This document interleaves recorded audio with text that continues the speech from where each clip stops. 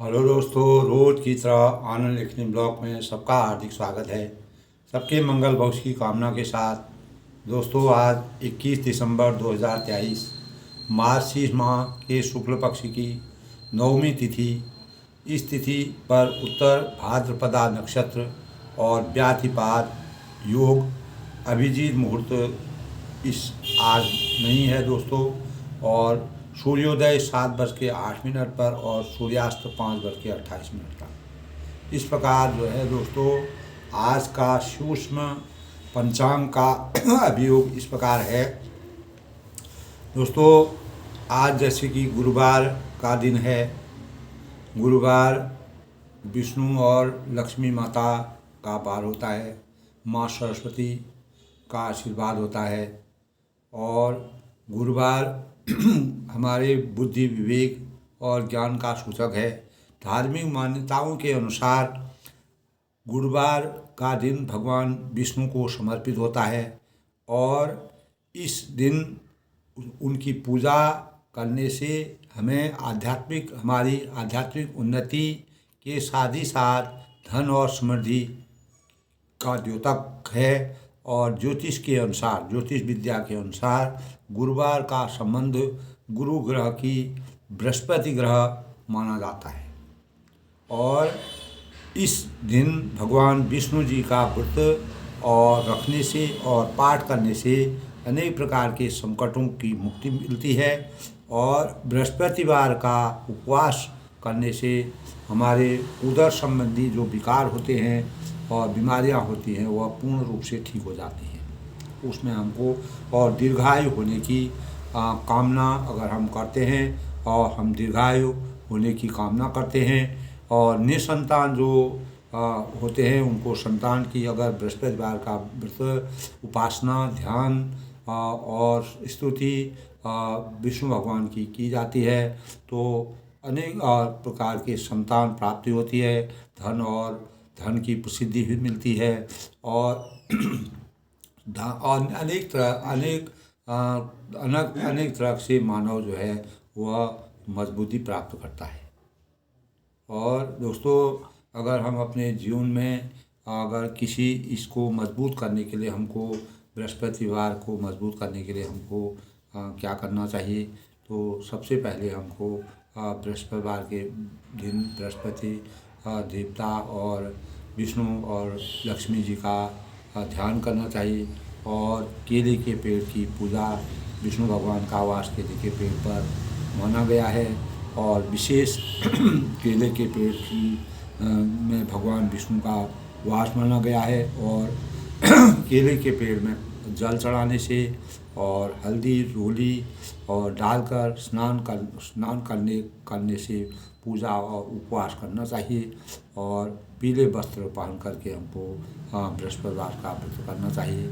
और पीले अनाज और पीली दाल और वस्तु हल्दी से स्नान करके और पीले फल आदि का दान करना चाहिए। भगवान विष्णु भगवान में पीली चीज़ों को अर्पण करना चाहिए।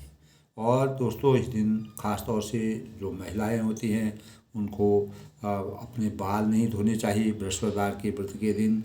और दाढ़ी और बाल बनाना, नाखून बनाना ये अशुभ माना जाता है बृहस्पतिवार के दिन। दोस्तों, इसको वर्जित रखिए।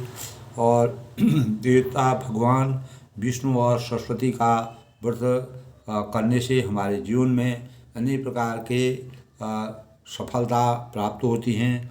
और केला और गुड़ का भगवान विष्णु को भोग लगाना चाहिए। और अनेक प्रकार से बृहस्पति जो है हमारे ज्ञान, विवेक और बुद्धि के कारक होते हैं। माँ सरस्वती का आशीर्वाद जिस पर होता है दोस्तों, उसके जीवन में ज्ञान की अपार क्षमता आती है और हमारा बुद्धि विवेक खुलता है। हमें अनेक प्रकार के यशस्वी होने के भाव प्रदान होते हैं। इस प्रकार से गुरुवार का व्रत जो है सकारात्मक भाव प्राप्त होते हैं। हमको सद्मार्ग की ओर जाने का रास्ता प्रशस्त होता है। और हमें ज्ञान और गुरुवार जो है दोस्तों ज्ञान, विद्या, बुद्धि का प्रतीक है। तो दोस्तों, रामचरितमानस में भी भगवान रामचंद्र जी ने सरस्वती का वरदान प्राप्त करके सरस्वती को जब उनको वनवास वन में जाना था, लोक कल्याण का कार्य करना था, तब जो है उन्होंने सबसे पहले सरस्वती जी की आराधना की। सरस्वती से तमाम जो देव थे, देवताओं ने जब रामचंद्र जी का अवतार हुआ तो देवताओं ने अनेक प्रकार से इस प्रकार की रचना रची, जिससे कि माता केकई ने रामचंद्र को 14 साल का वनवास दिया, और रामचंद्र जी ने ही इस रचना को रचा और उनको वन जा कर के अनेक प्रकार के संसार में जो अनाचार, अत्याचार और राक्षसों की उन्नति हो रही थी, और यह दुनिया पूरे संसार में अज्ञान रूपी अंधकार छा रहा था, और तमाम प्रकार के जो देवी देवता हैं, ऋषि मुनि हैं, सबको जो है राक्षस उनका की प्रताड़ना हो रही थी, अनेक प्रकार से सब सताए जा रहे थे। तो ऐसे समय में परम ब्रह्म परमेश्वर भगवान रामचंद्र जी ने सरस्वती का वो विकल्प बना करके, उनको माध्यम बना करके सरस्वती जी से सभी देवों ने आराधना की कि मतलब सरस्वती इस प्रकार का कोई चीज़ करें और वह केकई का हृदय परिवर्तन करके रामचंद्र को 14 साल का जब वनवास देंगे, तभी हमारा कल्याण हो सकता है, तभी हम राक्षसों की और जो धर्म की हानि हो रही है, अधर्म की वृद्धि हो रही है, उसमें हमारा जीवन, ऋषि हैं, मुनि हैं, तपस्वी हैं, प्रजा है, सभी व्याकुल थे, परेशान थे, दुखी थे। इसीलिए लोक कल्याण के लिए अपने माता पिता को त्याग करके, अपने परिवार को त्याग करके परम ब्रह्म परमेश्वर भगवान रामचंद्र ने इस प्रकार से सरस्वती माता को माध्यम बना करके और दासी मंथरा के द्वारा केकई का हृदय परिवर्तन करवाया, जिसके परिणाम स्वरूप केकई जी ने 2 वरदान मांगे। उन्हीं वरदानों के परिणाम स्वरूप भगवान रामचंद्र जी को वनवास 14 साल का हुआ और भरत जी को युवराज बनना था। और दोस्तों, परम ब्रह्म परमेश्वर भगवान रामचंद्र ने मानव रूप में अवतरित होकर के इस रामचरितमानस की जो रचना करनी थी, उसको सार्थक करने के लिए अपना इस प्रकार की रचना की। और वाल्मीकि जी ने जो रामायण लिखा, उस रामायण की तुलसीदास जी ने बहुत ही सरल भाव में उसका अनुवाद करके मानव चेतना को जगाने का कार्य किया। इसी परिप्रेक्ष्य में दोस्तों, संतों के लिए सभी समान हैं। जो संत होते हैं, जो सज्जन होते हैं, जिनके अंतर्गत किसी प्रकार का राग द्वेष फल प्रपंच नहीं होता है, उनके लिए वसुधैव कुटुम्बकम, सारा विश्व संसार जो है वह अपने वसुधैव कुटुम्बकम के अनुसार पूरे संसार को अपने परिवार के समान समझते हैं, समान समरूप। इसी प्रकार परम ब्रह्म परमेश्वर भगवान रामचंद्र जी ने अनेक प्रकार के दुखों में और सम और विषम परिस्थितियों में अपने को हमेशा समान रखा। कभी उतार चढ़ाव उनके जीवन में उनके चरित्र में नहीं आया। उन्होंने अपने चरित्र को आदर्शता का सूचक बनाया, और कभी भी किसी बात के लिए उन्होंने समाज में, परिवार में और अनेक प्रकार के राजनीतिक परिवेश में भी उन्होंने किसी प्रकार का उल्लंघन करने का वृत्तांत तो उनके चरित्र में नहीं रहा। उन्होंने सबके लिए संभाव व्याप्त किए। तब संतों के लिए कहते हैं दोस्तों, सब समान होते हैं। पापी को वे अपनी सहृदयता से आचरण सुधारने की सीख देने तथा सफल होते हैं। जो पापी लोग होते हैं उनको अच्छी सीख देते हैं, संतों से उनको सीख मिलती है जो गलत कार्य करते थे। इसी के बाद एक प्रसंग है दोस्तों, जेकब के पास धन का अपार भंडार था। जेकब थे जिनके पास धन का बहुत संपत्ति धन की थी, जिसे उसने जनता की क्रूरतापूर्वक वसूल कर, यानी अनेक प्रकार के अनाचार अत्याचार, जिस प्रकार राक्षसों का अनाचार अत्याचार हो रहा था, क्रूरता के साथ राक्षस पेश हो रहे थे, अनेक प्रकार के ऋषि मुनि को तपस्या नहीं करने देते, देवता भी राक्षसों से परेशान थे। तब उसी प्रकार उस जो जेकब थे उन्होंने भी क्रूरतापूर्वक धन वसूल करके एकत्र किया था। अपनी अमानुषिक यातनाओं के वह बहुत कुख्यात, यानी बहुत ही जिस प्रकार आतंकवादी होता है उसी प्रकार जो है वो भी बहुत कुख्यात हो गई थी। पूरे सब जगह उनके बारे में सब लोगों को इस प्रकार की बातें उनके संज्ञान में सबकी थी। जब वह बाहर निकलता था तो लोग नगर से भागकर जंगलों में छिपते थे। इतना आतंक था उनका कि वह अगर जब कभी बाहर निकलता था तो लोगों में इतना भय था, इतना डर था, तो उसने अपने बल से और अपने गलत कार्यों से और अपने आधिपत्य से सबको परेशान किया था और वह एक प्रकार से कुख्यात बन गया था। और जब वह बाहर निकलता था तो लोग नगर से भागकर जंगलों को चले जाते थे। तो उसके बाद एक दिन भगवान ईसा मसीह जो है, प्रभु ईसा मसीह उसके नगर में आए। उसी नगर में जहाँ वह जेकब रहता था उसने इतना आतंक फैलाया था। तब भगवान ईसा मसीह, भगवान दोस्तों इस संसार में किसी न किसी भगवान साक्षात किसी को दिखते नहीं, लेकिन परम ब्रह्म परमेश्वर हमको किसी भी अवतार में, किसी भी रूप में, किसी भी रंग में, किसी भी आकार में हमको दिखाई देते हैं, ये निश्चित है। तो तब वह ईसा मसीह जब वहाँ उस नगर में आए, उन्होंने कहा कि आखिर क्या कारण है कि ये जेकब जो है इतना कुख्यात है, इतना आतंक फैला रखा है, इतना लोगों को परेशानी में डाला हुआ है।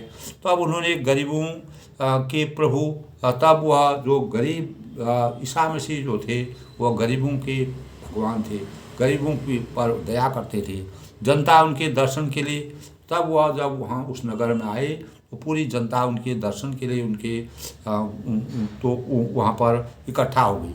तो जेकब भी प्रतीक्षा कर रहा था, तो जेकब भी उनकी प्रतीक्षा कर रहा था। कुख्यात था लेकिन उनको देखने की इच्छा उसको भी थी। तो ईसा उसके पास से निकले तो देखते ही बोले। तब उसके पास से जब जेकब वहाँ पर था तो ईसा जो है वह भी उसके पास से निकलते थे। वैसे तो उसको देख करके सब डरते थे, लेकिन ईसा उसके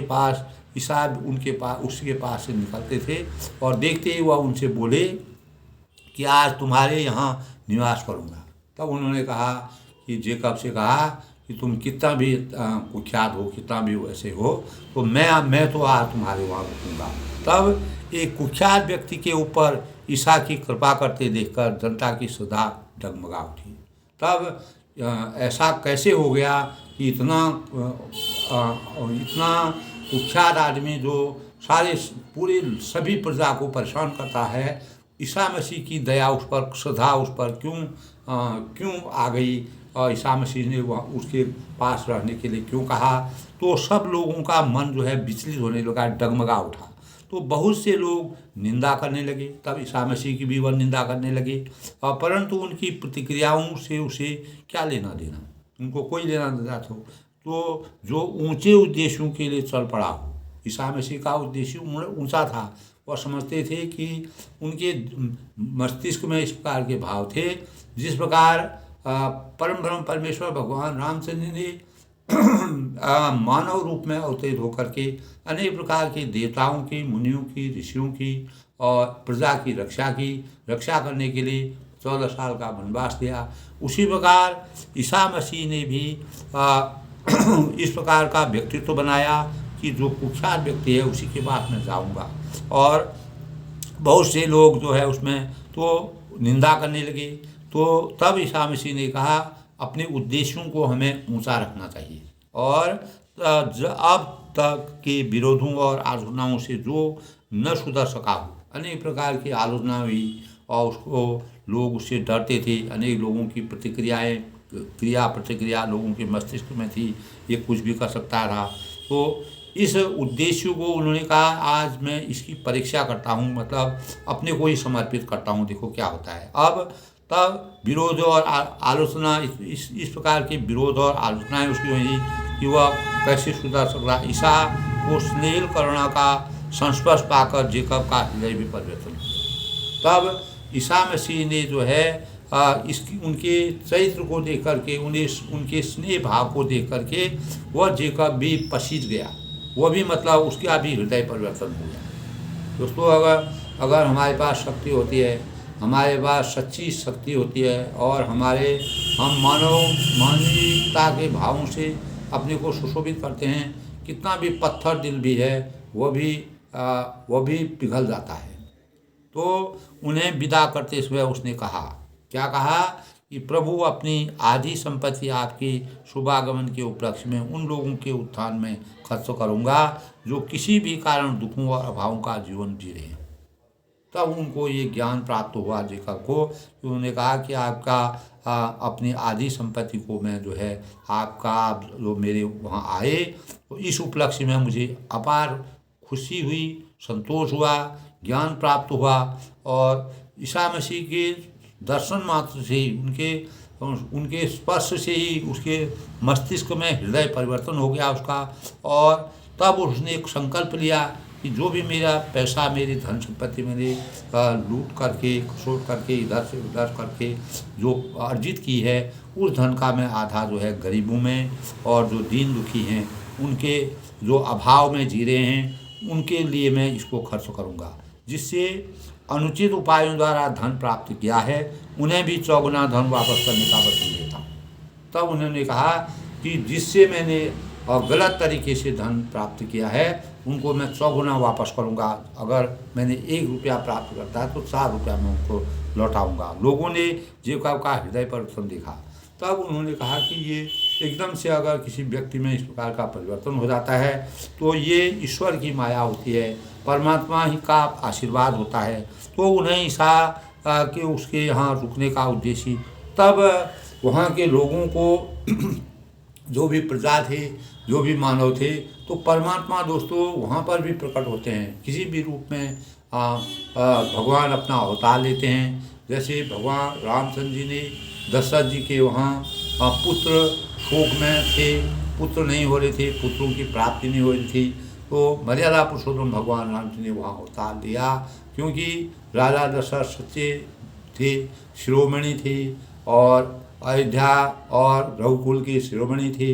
इसी प्रकार दोस्तों बड़े बड़े जो संत लोग होते हैं वे सभी के लिए समान होते हैं। चाहे कोई कुख्यात हो, कुछ हो, उसको भी वह समभाव में, उसको भी वह मानवीयता का आचरण बढ़ा करके, उसको भी ज्ञान से भर करके उसके करने की तब ईसा मसीह ने उसका भी हृदय परिवर्तन करा। तब लोगों को ज्ञान हुआ कि इसीलिए ईसा मसीह ने लोगों के कल्याण के लिए और लोगों को जिस प्रकार से वह सता रहा था, परेशान कर रहा था, उसके अंदर एकाएक ईसा मसीह के ज्ञान से, उनके आने से, उनके स्पर्श करने से, उनके साक्षात दर्शन करने से ही जेकब में इस प्रकार का परिवर्तन आया और उसके भाव गरीबों के ऊपर उसको दया आने लगी और अपने धन का जो उसने दुरुपयोग से धन प्राप्त किया था उस धन को पूरा दान करने के लिए आधा धन उसने लोग गरीबों में बांटने के लिए समर्पित किया। और जो भी जिससे भी उसने धन लूटा था, इस प्रकार से कुख्यात था, इस प्रकार का आचरण बनाया था। तो जब संत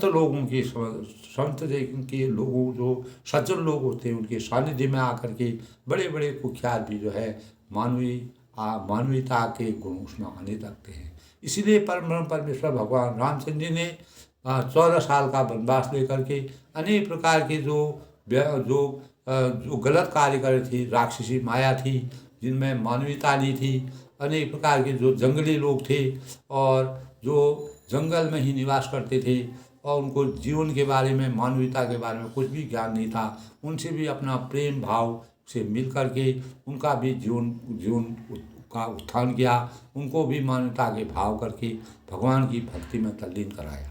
इस प्रकार दोस्तों तब आज के प्रसंग में राजा दशरथ जो है राम विरह, एक तरफ राम विरह की आग थी और दूसरी तरफ जो है जब सुमंत ने उनको इस प्रकार के संदेश दिए तब रामचंद्र जी जो है कौशल्या जी ने उनको राजा को बहुत समझाया। तो दशरथ जी को एकाएक स्मरण आया कि श्रवण कुमार के माता पिता जब वह तीर्थ यात्रा करने उनको ले जा रहे थे तो दशरथ जी ने शिकार के चक्कर में उनका दशरथ जी का बाण उन पर लग गया, वो घायल हो गए। वही श्राप उनको मिला। एक तरफ उनके मन में जब उनके प्राण जो हैं निकल रहे थे, जब वह अपने होश में नहीं थे, तो अनेक प्रकार से कौशल्या जी ने उनको समझाया बुझाया, लेकिन दो चीज़ें विरह के, एक तरफ रामचंद्र का विरह, दूसरी तरफ वह चीज़ जो श्रवण कुमार का श्राप था और उनके माता पिता को, अंधे माता पिता थे, उनको यात्रा कराने ले जा रहे थे, तब उनके मस्तिष्क में वह बात आई। उसी बात को अपने अंतर्मन में दोस्तों यानी वह पश्चाताप कर रहे हैं कि मेरे कारण से इतनी गलती हुई।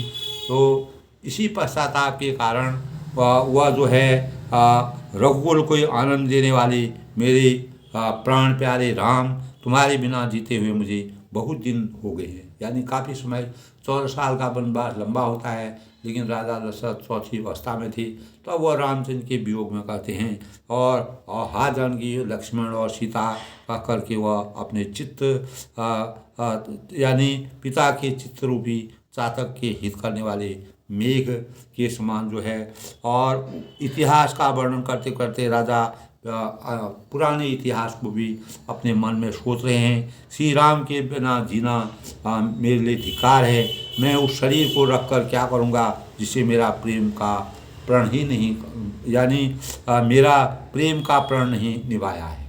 तो अब मेरे को अपने जीवन को जीना बेकार है। और राजा व्याकुल होकर बहुत प्रकार से विलाप कर रहे हैं, संताप कर रहे हैं, दुखी हो रहे हैं, और वह रात युग के समान उनके लिए बीत गई है। और क्योंकि राजा को अंधे तपस्वी जो श्रवण कुमार के पिता के श्राप की बात जो याद आ गई, तो उन्होंने सब कथा कौशल्या को पूरा वृत्तांत के साथ सुनाई।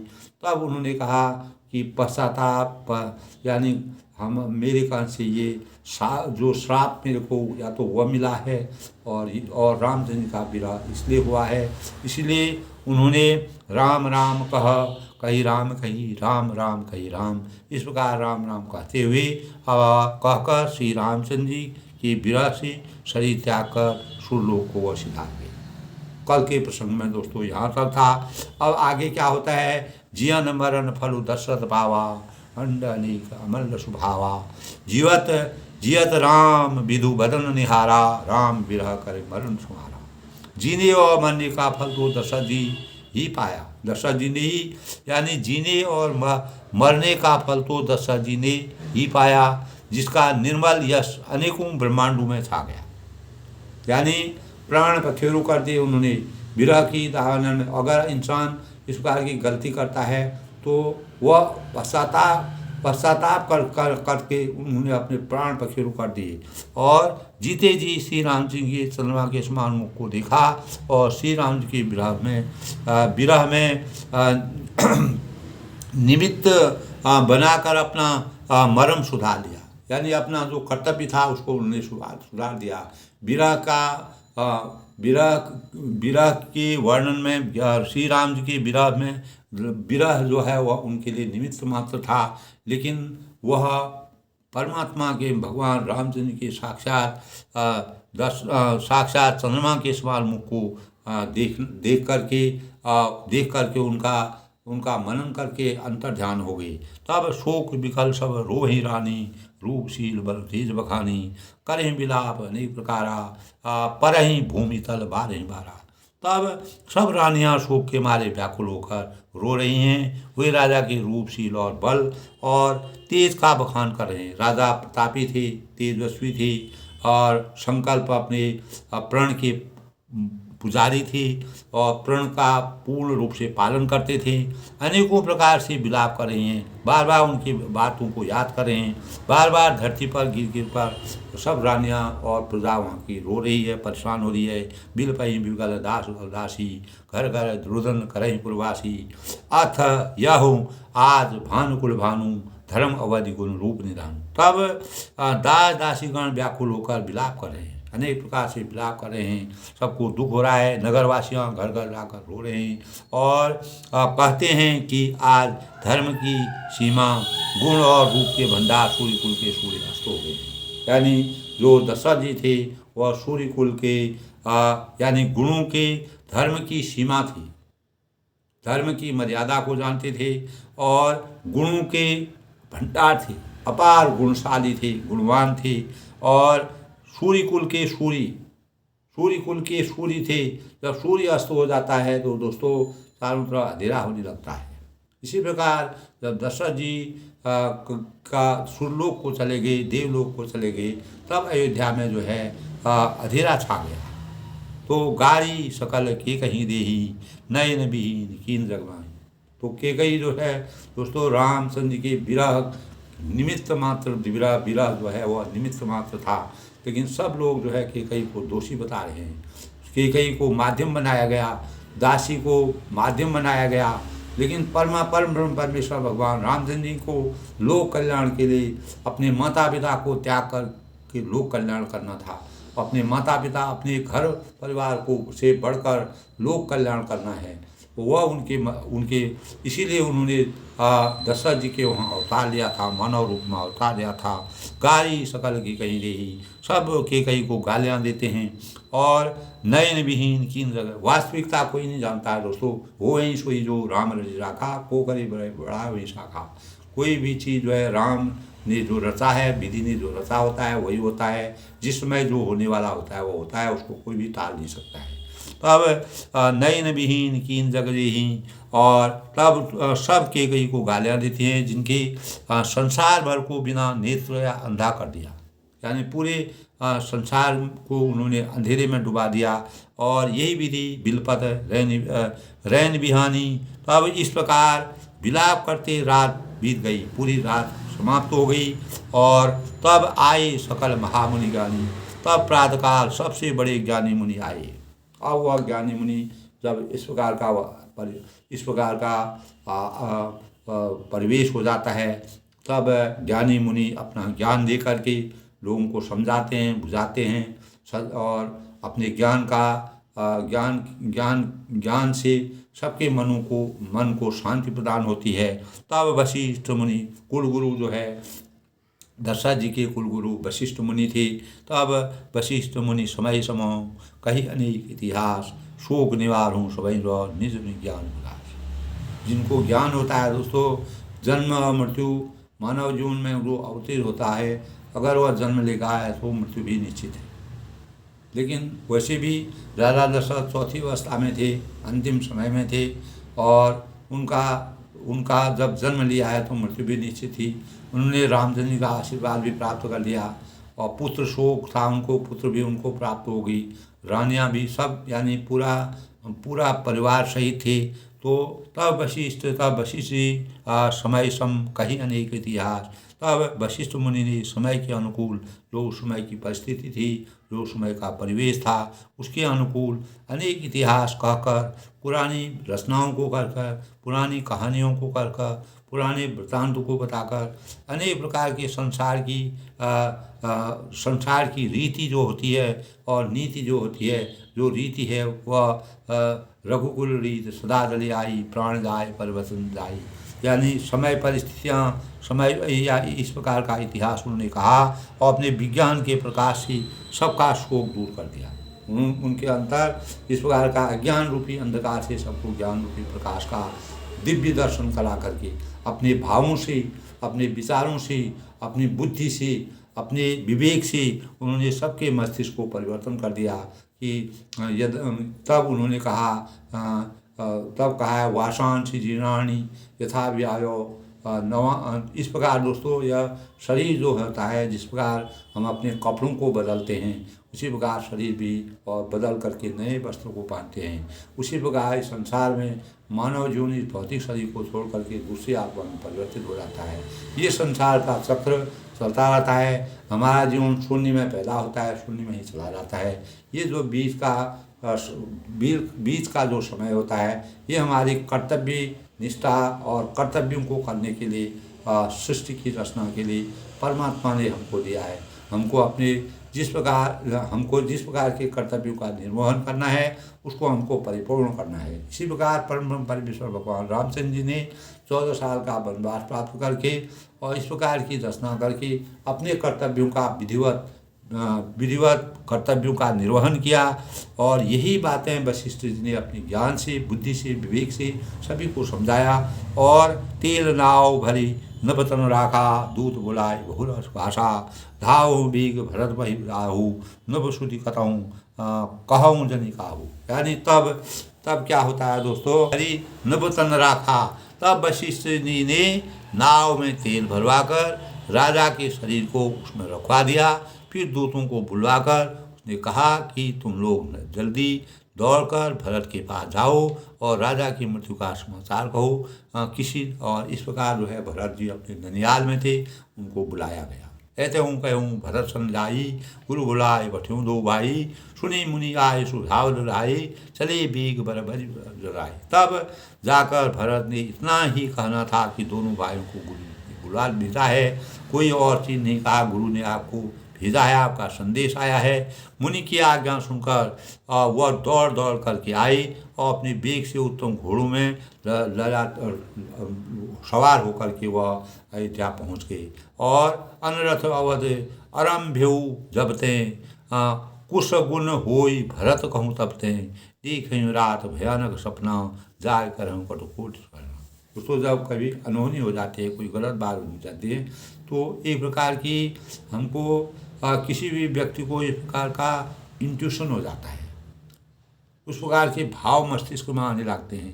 अनर्थ अवध आरम्भ्यऊ जबते, जब से अयोध्या में अनर्थ प्रारंभ हुआ, इस प्रकार का राजा ने अपने प्राण निकाल लिए और इस प्रकार का वातावरण हुआ। सुमंत जब वहाँ से आए, सब राम लक्ष्मण और सीता कोई भी नहीं लौटे। अनेक प्रकार की वृतांत कहकर और स्वर्ण कुमार के अब ऐसे भावों को देख करके राम के विरह में व्याकुल होकर के राजा को स्वर्ण कुमार के माता पिता की याद आ गई कि उन्होंने उस तीर से उनको घायल किया था, अचानक हो गया था और उनकी जान करके उन्होंने नहीं किया, लेकिन अज्ञातवश उनके कारण से ऐसा हो गया। वही चीज़ उनके मस्तिष्क में आई और जिससे वह बार बार उस चीज़ को सोचते रहे। और तब देख रात भयानक सपना, कुशगुन होए भरत कहूँ तब थे। तब जब से अयोध्या में अनर्थ प्रारंभ हुआ, तभी से भरत को अपशकुन होने लगी। वे रात को भयंकर इस प्रकार की गलत और शरद जो है स्वप्न देख रहे हैं और जागने पर उन स्वप्नों के कारण करोड़ों अनेकों तरह की बुरी बुरी कल्पनाएं किया करते हैं। जब स्वप्न खराब आते हैं, जो गलत स्वप्न जब हमको अचेतन अवस्था में आते हैं, तो हम अनेक प्रकार के जब चेतना में आते हैं उसके बारे में सोचते हैं। इसी प्रकार भरत जी के भी ऐसा एहसास हो गया था कि कुछ न कुछ इस प्रकार का अनहोनी हो गई है। विप्र हो जवाई देहि दिन नाना, शिव अभी करही विधि नाना, माँ गो हृदय महेश बनाई, कुशल मात फिर परिजन भाई। तब अनिष्ट शांति के लिए वे प्रतिदिन ब्राह्मणों को भोजन कराकर दान देते थे, अपना प्रयास करते थे कि दान दे करके गरीबों का हित कर करके, तो अपने मन को मनाने के लिए वह इस प्रकार की क्रिया करने लगी। अनेकों विधियों से रुद्राभिषेक करते थे, शिव जी का पूजन करते थे और महादेव जी को हृदय में महादेव जी की पूजा करते थे और उनके माता पिता, कुटुंबी और भाइयों का कुशल के लिए उनसे मांगते थे कि हम सकुशल रहें सभी।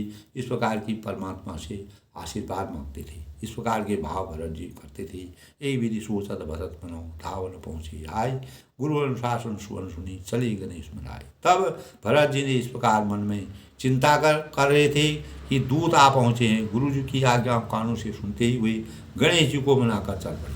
तब इसको किसी भी कोई भी कार्य होता है, तो हम कोई भी कार्य करते हैं तो गणेश जी का पूजन अवश्य होता है। वो गणेश जी को मना रहे हैं, प्रथम पूज्य गणेश जी हैं, उनको मना रहे हैं। तब वो अयोध्या को आते हैं। चले समीर बेग है आके, नागर सरे शैलवर मांगे। तुलसीदास ने दोस्तों साकार वर्ण इस प्रकार का किया है, जो कि हमारे जीवन में इस प्रकार के भाव दैनिक रूप में आते हैं। मानव जीवन में इस प्रकार की परिकल्पनाएं आती हैं, इस प्रकार का परिवेश आता है और वो इसी परिवेश जब परम ब्रह्म परमेश्वर भगवान राम जी इस प्रकार के प्रवेश से गुजरते हैं तो हर मानव के आगे इस प्रकार का प्रवेश आता है। चले समीर भी गए आगे, नागर शरीर शैल बन भागे। हवा के समान वेग से घोड़ों को हाँकते हुए वह नदी के निकट पहुँचे, पहाड़ और जंगलों को लांघते हुए, और हृदय में बड़ा सोच था। और उसमें दोस्तों या कोई भी यातायात के इस प्रकार के बड़े साधन नहीं थे कि आदमी हवा में उड़ के आ जाए, इस प्रकार के साधन उस समय में नहीं थे। तो वह घोड़े ही हमारे सवारी के सबसे अच्छे साधन थे। घोड़ा, रथ और पैदल वही उस समय चलता था। तब सुहाता था, मन में एहसास होने लगी कि उड़कर यानी अगर गुरु जी की आज्ञा है, कोई न कोई कारण है, तो उनका मन ऐसा कर रहा है कि मैं अगर उड़ करके एकदम पक्षी की तरह अगर वहाँ पहुँचूँ, इस प्रकार के भाव उनके अंतःकरण में आ रहे हैं। एक निमेष भर समझाई, यही विधि भरत नगर निराई। नगर नियर आई, अशगुन होय नगर बैठारा। रटई को भांति कुखेत का करारा। यानी एक एक निमेष वर्ष के समान, एक एक दिन जो है उनको वर्ष के समान बीत रहा है।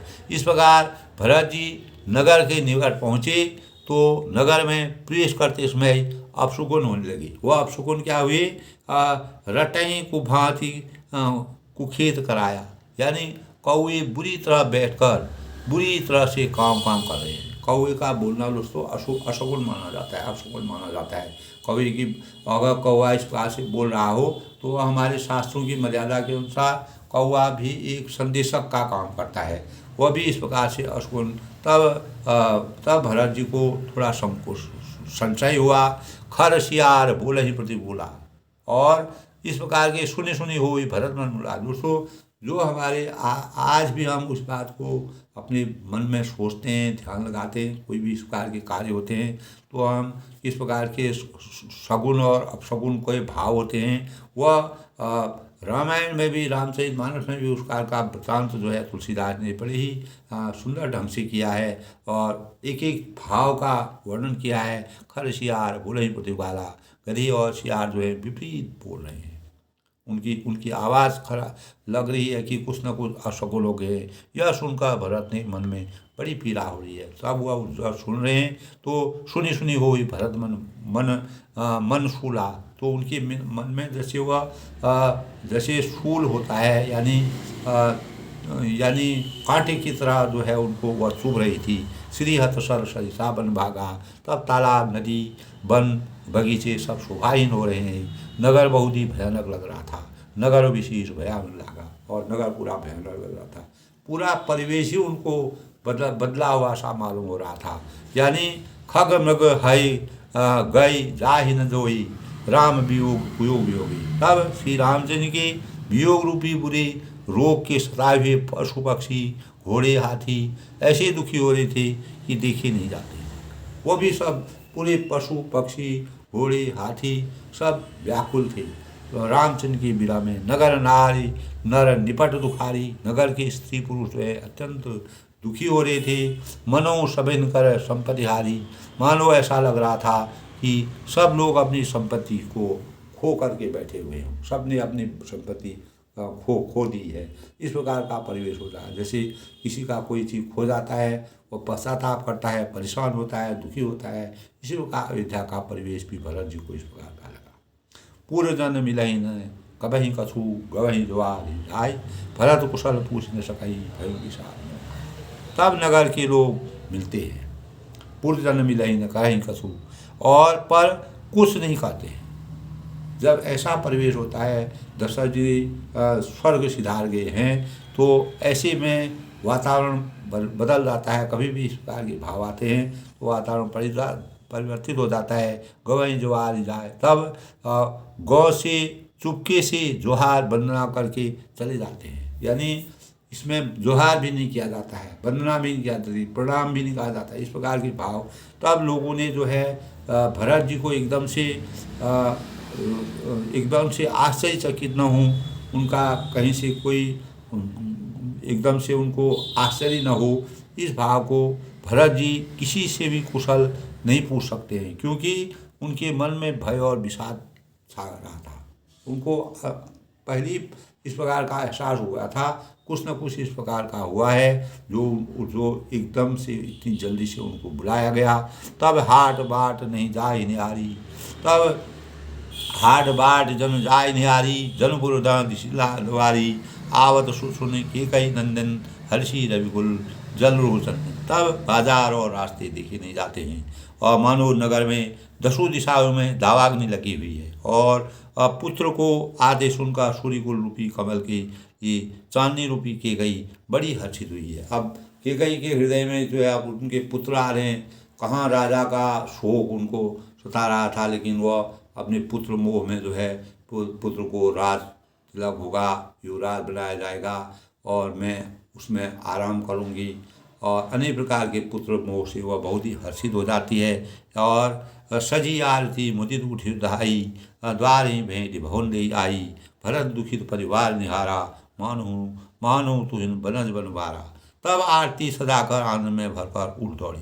तब केकई जो है जब भरत जी वहाँ वापस आ गई, ऐसे जब से राम जी का वनवास हुआ, दशरथ जी का स्वर्गलोक हुआ, तब वह वैसी ही बैठी थी। लेकिन जब भरत जी का पुत्र मोह के कारण उन्होंने 2 वरदान मांगे थे, भरत जी को राजगद्दी मांगी थी युवराज बनाने के लिए, तब आरती सजाकर आनंद के भरकर वह उठ दौड़ी और दरवाजे पर मिलकर भरत शत्रुघ्न को महल में ले आई। और भरत दुखित परिवार निहारा, भरत ने सारे परिवार को दुखी देखा, मानो कमलों के वन को पाला मार गया हो। ऐसा लग रहा था मानो तुहिन बनज बन मारा, मानो तुहिन कमलों के वन को मानो तुषार मार गया हो, पाला मार गया हो। इस प्रकार का, यानी सब लोग विरह की अग्नि में डूबे हुए थे।